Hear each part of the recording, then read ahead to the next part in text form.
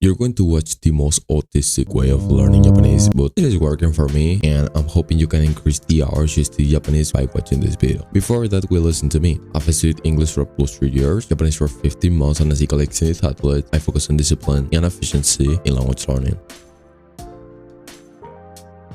You probably have already watched a lot of videos and you have tried to gamify your language learning, but you couldn't. Let me tell you that when I couldn't gamify my language learning, it's because I thought that gamify meant that it needed to be fun. But in reality, I couldn't be more wrong. It sounds crazy, but it doesn't need to be fun. So think about this. If you have played MMORPGs in some part of your life, let's be totally honest with ourselves here. Are they really fun? Brother, like, I don't think so. But are these MMORPGs addicting as fuck? They are. You can't deny me that. So I just thought, let's copy what MMORPGs do, not usual games. And the result was that in less than 2 months of reading for 2 hours, I can almost read Japanese novels like a normal native, as you can see here in the picture. I'm reading at 23k emojis per hour, and usually a normal native reads at 24k. Reading fast will be like 30k emojis per hour, which, I mean, that's what I'm trying to achieve. But there are some crazy natives who can read at like 60k emojis per hour, which is just crazy, and that's not the norm, so I'm not going for that. The point of me giving you these stats is that you're already seeing how retarded I'm being with my reading speed. I literally do this with everything. Now, this is not only just about tracking, this is more about literally improving every day the things that you're tracking. So make sure that if you're going to track something, it is something that you can actually improve every day with some deliberate effort.